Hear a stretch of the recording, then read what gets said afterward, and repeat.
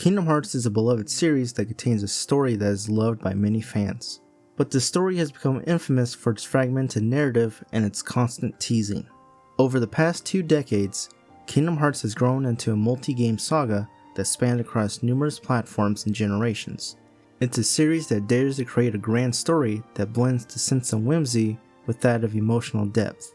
But with that ambition came a unique set of challenges. Issues arose through the structure it chose to tell its story. Its story was harmed by how it was fragmented into separate pieces, and the series' choice to constantly tease the future has set itself up to be faced with disappointment. I want to shed light on how the choices the series has made ended up harming the story it tried to tell, and how it might be able to better tell it moving forward. The structure of a story is the backbone of the narrative that the story tries to tell. At its core, structure determines the flow of a story, the beginning, the middle, the end, the setup, the rising tension, the climax, and the resolution. Structure is the rhythm that guides the audience through the narrative beats, helping create a sense of satisfaction. In most forms of storytelling, notably in books and films, structure tends to shape the story into multiple arcs. However, video games operate a bit differently. Because they're interactive, sometimes non-linear, and often part of a franchise, their structure has the ability to shape itself around its gameplay, expansions, and sequels. Now, where does Kingdom Hearts fall into this? Kingdom Hearts is rather unique. Instead of a franchise built on multiple stories connected by similar core concepts, the Kingdom Hearts series features one continuous storyline told over several titles. Each game is connected and forms a larger narrative, but this connection isn't always clearly communicated.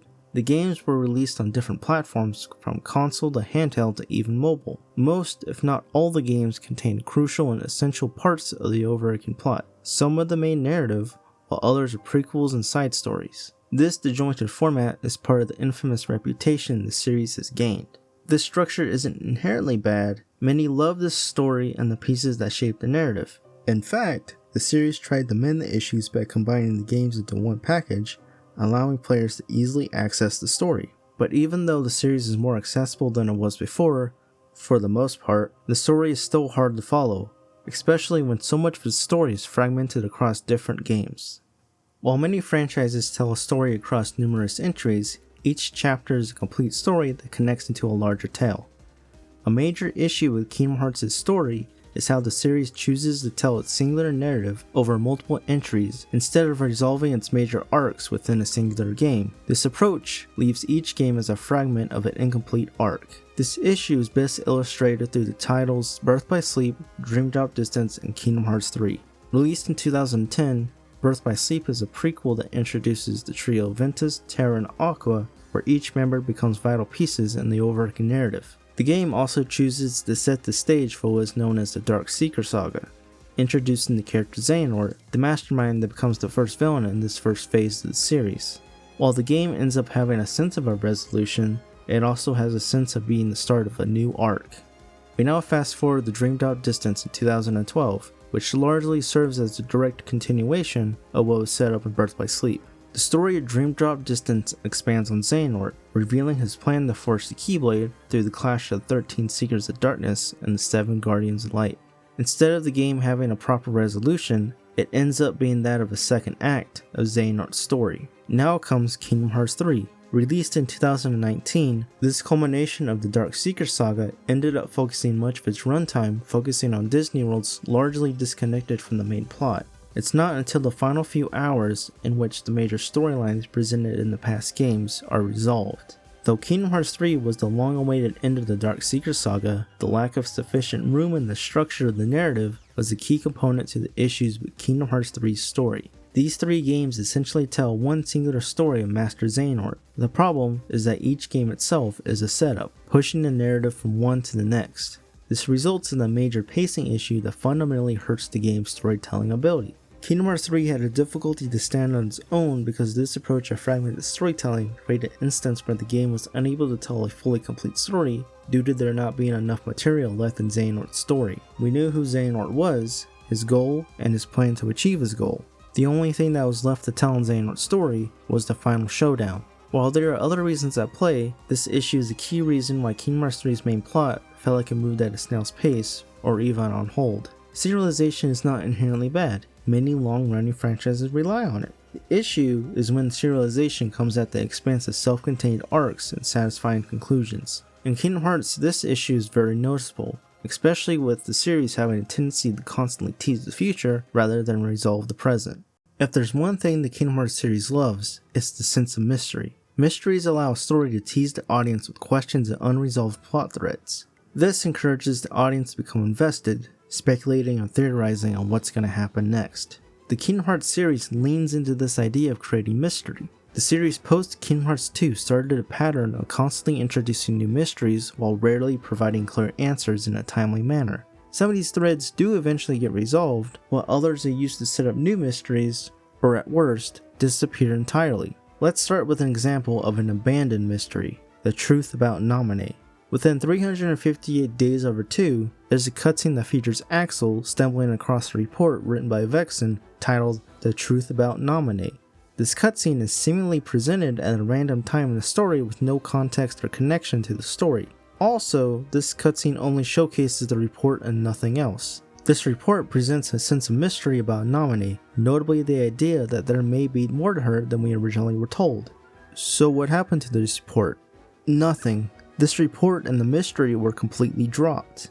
Next, we have the case of Lee and Isa. In Birth by Sleep, we briefly run into the two who seemingly express an interest in the castle, and possibly the interest of becoming apprentices to Ansem the Wise. While this tease creates a sense of curiosity to explore the backstory, this thread doesn't get explored until Kingdom Hearts 3, 9 years later.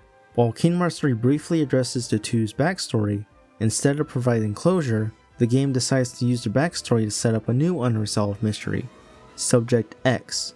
And finally, we have the Black Box. First introduced in back cover, the Black Box is presented as a mysterious box that seemingly plays a vital role in the Master and Master's plan. Kingdom Hearts 3 dedicates scenes about the Black Box, presenting the idea that it may come into play in the story, but nothing. Although the Black Box is discussed in the main story, it doesn't appear until after the ending of the game, where it's only shown once again. We are left to speculate and in turn have a growing expectation of what the box contains. Presenting a mystery is a promise the writer makes to the audience to deliver a satisfying resolution to it.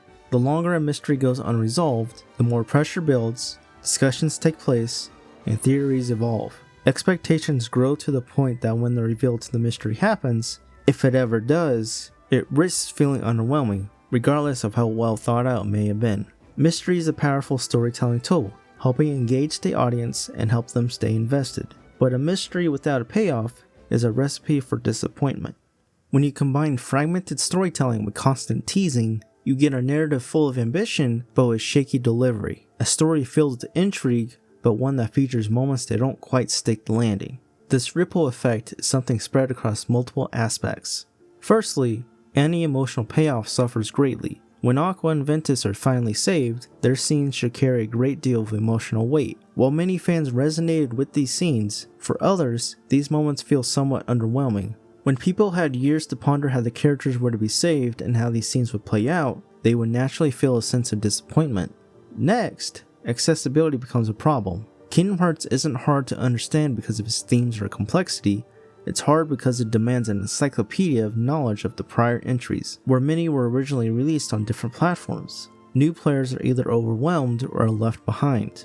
Finally, player trust begins to erode. When mysteries pile up with no real answers or when payoffs are delayed for years, fans naturally start to feel strung along. Each new game starts to feel like another teaser rather than a satisfying continuation. Kingdom Hearts has tried to create a story they care about, but the way it tells a story can sometimes make it hard for people to invest with it. While the story contained within Kingdom Hearts is still enjoyable to follow, there's improvements that can be made that help craft a better story. When it comes to improving the narrative of Kingdom Hearts, the series needs to refine how it delivers its story to allow it to be more accessible, impactful, and more resonant. Firstly, the series needs to focus on self-contained arcs. Each game needs to aim to tell a complete narrative that has a beginning, middle, and end, even if it's part of an overarching story. The games can connect to one another, but each one needs to have its own arc and satisfying resolution. Next, the story needs to limit essential plot points to the main titles. Critical story events like fates of characters, introductions and developments of major villains, or even world-changing information should happen within the main numbered titles. Side games are perfectly fine to have, but they should only focus on expanding the lore, not the main narrative. Side games or even spin-offs shouldn't be required to understand the core plot. And finally, there needs to be a balance between mystery with payoff. It's okay to tease future events or introduce new mysteries, but those mysteries need to have a proper conclusion in a timely manner. Every mystery should have a purpose and a plan for it, instead of being an empty promise to keep people invested. If the series can move away from using a fragmented story structure, the story itself becomes more enjoyable for everyone. At its strongest, Kingdom Hearts is an emotional journey filled with wonder. It's a series that dared to be ambitious. Yes, it is messy at times, but it's still one of the few series where players remember how the journey felt. If the series can learn to better balance its structure, mystery, and delivery, then the next few chapters of Kingdom Hearts might be the strongest yet.